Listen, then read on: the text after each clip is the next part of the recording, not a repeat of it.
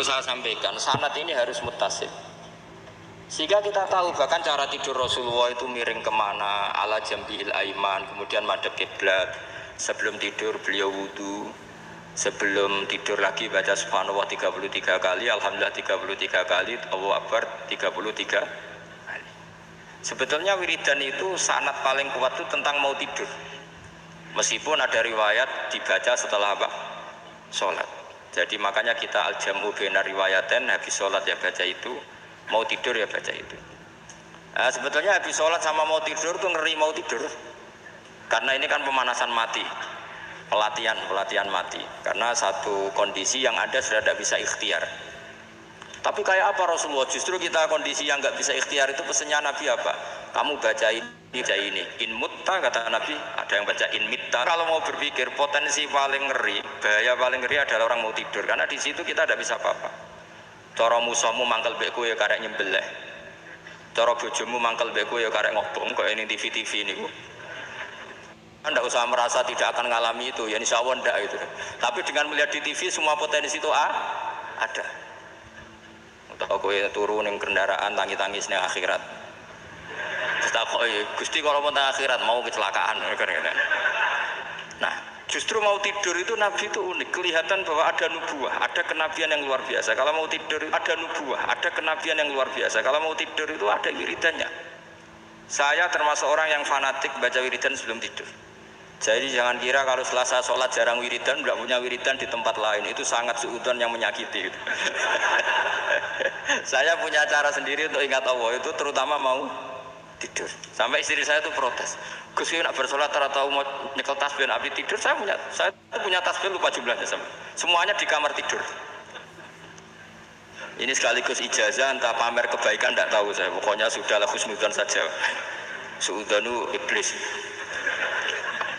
Karena mau tidur saya pikir kalau tahu-tahu saya bangun terus ketemu mungkar nakir terus kayak apa. Sehingga Rasulullah itu ngajari kita luar biasa. Bismika wa du'tu jambi wa bismika arfa'u. Kalau mau tidur doa apa populernya apa? Bismika Allahumma ahya bismika amut. Hafalnya gitu toh. Saya hafal banyak. Allahumma rabbas samawati sab'i wa rabbal arsyil azim rabbuna wa rabbu kulli syai' falikul habbi wan nawa. Allahumma antal awalu falaysa qablaka syai' wa antal akhiru falaysa ba'daka syai' wa antal dhahiru falaysa fawqaka syai' wa antal batinu falaysa dunaka. So, itu tak baca sampai tidur. Saking kadang takutnya sama Allah, akhirnya nggak bisa tidur. Kadang sampai 3:30 apa terus tidur baru setengah jam terus subuh. Jadi kalau melihat tren itu kayaknya saya bakat wali gitu. Kalau trennya seperti itu terus. Tapi sayangnya tren seperti itu jarang warset. Makanya terus tidak jadi wali-wali gitu. Tapi saya ingatkan ke jenengan, sanad-sanad seperti ini tuh yang mungkin Anda lupa. Anda hanya ingat sanad misalnya ya Mu'ad inni uhibbuka faqul dubura kulli sholatin atau fala tad'anna dubura kulli sholatin Allahumma inni ala dzikrika wa syukrika. Kamu lupa bahwa saat paling krusial dalam hidup Anda itu tidur. Sehingga disebut wa min ayatihi manamukum billaili wan. Itu dari segi krusial gawat darurat, setiap saat Anda bisa mati. Belum urgensinya tidur untuk melawan maksiat. Itu kalau kamu hidup di kota Demak atau kota Semarang, genera kepikiran niklap atau wong ayu-ayu seneng terminal ning gone dalan-dalan, itu satu-satunya cara itu hanya tidur. Kowe nak melek tetap jelalatan tak jamin. Masuk ning arep masjid Demak nggo tasbih gede-gede. Pangeran bedelok wong liwat tuh eling. Barokahnya usul fikih adalah kita belajar dulu. Saya pernah musyawarah sama Gus Yofur tentang usul fikih. Usul fikih itu ada makalah mubah itu tidak ada. Sebagian ulama berpendapat mubah itu tidak ada. Karena setiap mubah saat itu Anda pasti meninggalkan keharaman. Itsma min mubahin illa wa yatahaqqaqu bihi tarku haramimma. Tidak ada kemubahan kecuali saat itu kamu meninggalkan keharaman. Anda tidur berarti Anda taroktal maksiyah. Anda tidur berarti Anda meninggalkan maksiat. Enggak nyolong, enggak dugem, enggak zina, enggak maling, enggak ngerasani orang. Jadi tidur itu anggap saja ya Rob, ya Allah saya mau tidur. Tidur itu ibaratun antarkil ma'asi. Jadi malaikat roket pate kandani iki ras sekedar turu. Ya kowe kudu ngerti iki ape ninggal maksiat. Hitung mulai saiki. Bismika Allahumma ya bismika. Amun ayo roket pate hitung. Anggap ini kiat meninggalkan maksiat. Terus turun 6 jam berarti tidak maksiat 6 jam. Meskipun akhirnya maksiat karena bangun jam 7. Artinya maksiat ra subuh gitu. Tapi betapa krusialnya ulama. Ulama lah yang mengajarkan kita tidur itu rohatan lil abdan, untuk istirahat, kita pulih lagi, bisa kerja lagi. Pak Butuhati bisa ngantor lagi, Pak Kapolsek, Kapolres bisa ngantor lagi. Semuanya aktivitas tentara bisa ngantor lagi. Memulihkan kekuatan itu ibadah. Meninggalkan maksiat karena tidur juga ibadah. Tidur saja ibadah. Ini barokatnya umatnya Rasulullah Shallallahu Alaihi Wasallam. Senyaman itu. Coba kalau kamu jadi umatnya Nabi lain, wah itu beratnya bukan main. Dan itu sesuatu yang dimintakan Allah, dimintakan Rasulullah kepada Allah, yaitu Rabbana wa la tuhammilna ma la taqata lana bih. Termasuk la tahmil alaina isron kama hamaltahu 'alal ladzina min qablina. Jangan bebankan ke umat kami sesuatu yang seperti engkau bebankan pada umat dulu. Umat dulu itu kalau mau tobat, kayak umatnya Nabi Musa pernah nyembah anak sapi, itu yang pernah nyembah tobatnya dibunuh. Liyaqtulal bari'u minkum al mujrima, yang terbebas dari menyembah anak sapi disuruh bunuh yang pernah menyembah anak sapi. Fatubu ila bari'ikum faqtulu anfusakum. Mau beratnya kayak apa? Kalau orang sekarang tobat cukup soal Pak Rosid, salami template 100.000, dipandu caranya tobat, diwari istighfar. Nomor itu penting. Nomor loro seneng kiai, seneng aku maksudnya, maksud kalimatnya jelas. Itu sudah. Pokoknya jelas gak usah dibunuh, gak usah apa? Gak usah apa? Dibunuh. Sehingga tidurnya umatnya Rasulullah itu luar biasa, terutama tidurnya orang puasa. Tidurnya tasbih, tidurnya ulama juga tasbih. Karena dengan tidur itu kita tahu alamat kematian. Di mana kita masih di dunia saja punya kondisi di mana kita tidak bisa menentukan diri kita sendiri. Dan itu awal dari kita mengimani la haula wala quwata illa billah. Segagai koyok ngono ternyata ada kondisi di mana kita tidak bisa mengendalikan diri kita sendiri. Makanya disebut wa min ayatihi manamukum billaili wan nahar. Yang bisa menganalisis itu siapa? Ya ulama. Ulama kok tahu karena punya sanad musalsal ila Rasulillah sallallahu alaihi wasallam. Sehingga uniknya kenapa tidur itu sakral? Coba semua nabi di antara wahyunya itu lewat apa? Semua nabi di antara wahyunya lewat apa? Tidur, lewat mimpi. Inni ara fil manami anni atfahuka fangzur madza tara. Maka mimpi ini harus dikelola secara baik, yaitu kalau kamu mau tidur, wudu dulu, baca tasbih, terus tinggalkan semua dunia, anggap saja ini pemanasan kematian. Itu insya Allah mimpinya sip pokoknya. Paling dikejar-kejar dajjal, dajjalnya kecemplung kali, insya Allah. Tapi kalau kamu tidur gak wudu, raiso turu terus raiso turu mangan sik bu, raiso turu terus raiso turu mangan sik ben wareg ben iso turu. Insya Allah dikejar dajjal kecekel. Akhirnya ngelindur gak karu-karuan karena tadi. Nah, sanad seperti itu yang punya siapa? Hanya ulama. Ada lagi satu contoh, ini sudah hampir 20 menit Pak Ustaz. Itu saya pernah ngaji Durarul Kalami Syafi'i, mutiara-mutiara ngendikan Imam Syafi'i. Itu ulama itu mesti ngendikan tuh unik.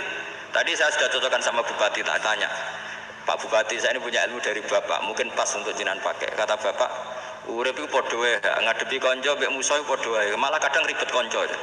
Dulu saya itu iskal itu janggal. Tapi setelah ngaji Durarul Kalami Syafi'i yang ada di Muqaddimah kitab Majmu', Muqaddimah Syarhul Mu'adzab Imam Nawawi, itu Imam Syafi'i ngendikan gini. Man ahsana ilaika faqad qayyadaka. Wong apiki kowe nyancang kowe. Kaya Pak Rosid itu apian mbak aku. Ngerti sarang sowan mampir, gayane apian, jebule nyancang.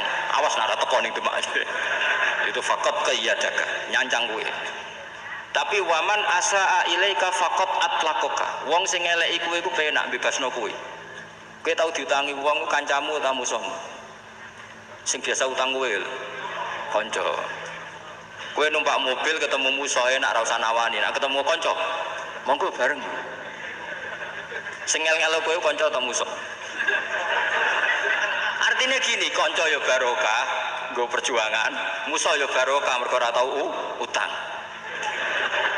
Jadi segampang itu ulama melihat kehidupan itu. Man ahsana ilaika faqad qayyadaka wa man asaa ilaika faqad atlaqaka. Jadi akhirnya kita hidup itu berkah terus. Di konco ya enak kados kula di konco Gus Sofur, nak kula mboten saged fikih musyawarah, ra iso tasawuf musyawarah. Di konco Pak Rosid, konco rai sederhana. Pokoknya duit. Tadi kurang contoh. Kalau rai Arab kan enggak sederhana, Pak. Wajahnya mewah terus. Ekonominya juga sederhana. Saya sama Rosid sama-sama gak kaya. Jadi ada nyotokan kan Gus Zofur sama Gus Banya ngebis. Memang saya sering sama Gus Zofur ngebis sampai sekarang masih sering. Bukan karena miskin yang jelas itu pilihan itu. Jadi ulama itu segampang itu melihat kehidupan.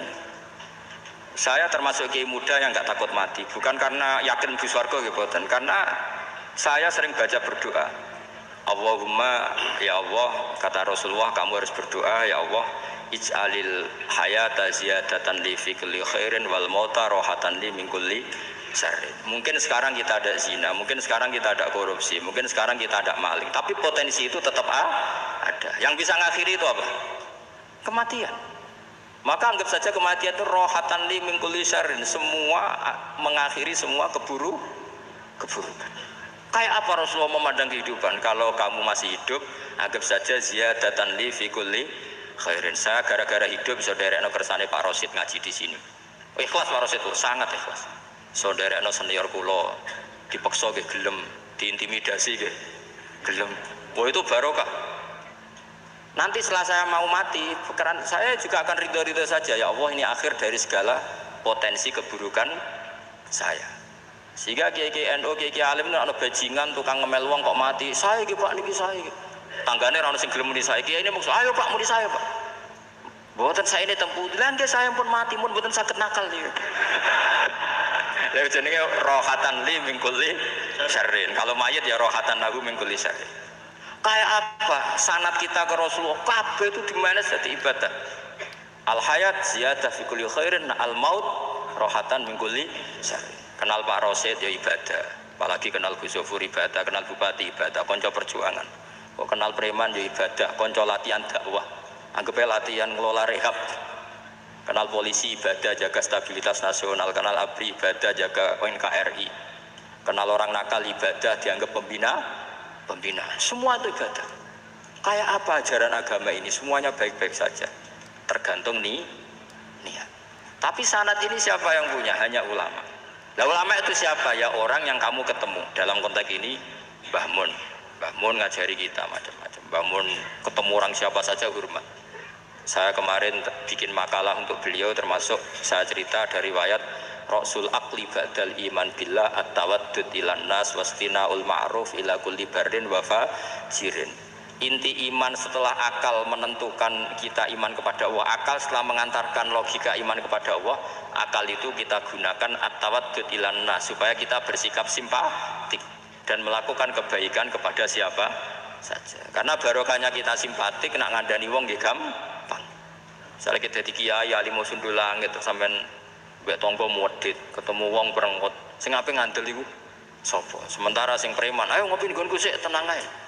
Sing kiai ini orang begawean kene kopi kowe. Akhirnya sing preman sakok di pengaruh, sing kiai ini bakhil gak duwe pengaruh. Itu tidak boleh kejadian seperti itu. Makanya ada riwayat wastina'ul ma'ruf ila kulli barrin wa fajirin. Terus kula suwun sanad-sanad seperti itu tidak boleh hilang. Saya itu kitabnya Bangun Al-Ulama Al-Mujaddid itu setengah hafal. Sampai sekarang masih tak baca. Kalau mau tidur tak baca. Bahkan di tas saya itu ada terus. Ya karena kalau saya di Jogja kangen Mbah Mun baca itu ketika beliau masih sugeng, apalagi sekarang.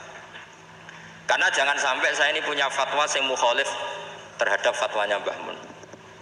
Ini terutama warning sama santri sarang, nggak boleh.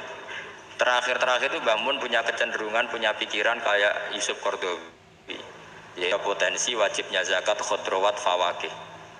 Menghentikan gini sama sih ingat ketika ngaji sama Gus Zofur Pak Rosid kalau Mbah Mun guyon. Wong desa iku wis melarat, gegere nganti kaya akeh wae. Mbah Mun nyontokno gegere macul nganti kaya akeh gara-gara sing ditandur pari wajib zakat. Wong Sulawesi nandure kakao cengkeh, zaman iku cengkeh Jaya. Berhubung ora akut gak wajib zakat. Padahal kaya raya. Jadi fenomena itu sering diutarakan beliau. Lama-lama beliau ngarang di Al-Ulama Al-Mujaddidun. Beliau mengutip pendapat Ibnu Katsir, tentu di era modern kayak Yusuf Qaradawi. Sebenarnya Yusuf Qaradawi sendiri bukan mujtahid, dia ya muqallid juga. Kata Ibnu Katsir, wa mimma akhrajna lakum minal ard, yang harus dizakati adalah ma itu umum, apa saja yang keluar dari bumi. Maka kecenderungan Mbah Mun akhir-akhir itu mbok yao fawaqih khudruwat itu dizakati. Tapi beliau tentu tidak ilzam ya, karena beliau sangat syafi'i. Tapi ini kan saran yang baik lah menurut saya. Apa susahnya sih dadi wong lomo gitu loh. Wong dadi wong medhit kok mbok bilo-bilo. Lah nek kowe takok takbire ndi Gus? Nek khadrawat fawakih, melon, kakao, tebu wajib zakat. Takbire iku lomo iku apik, medhit iku elek. Ngoten-ngoten mawon. Pun ngoten mawon. Assalamualaikum warahmatullahi wabarakatuh.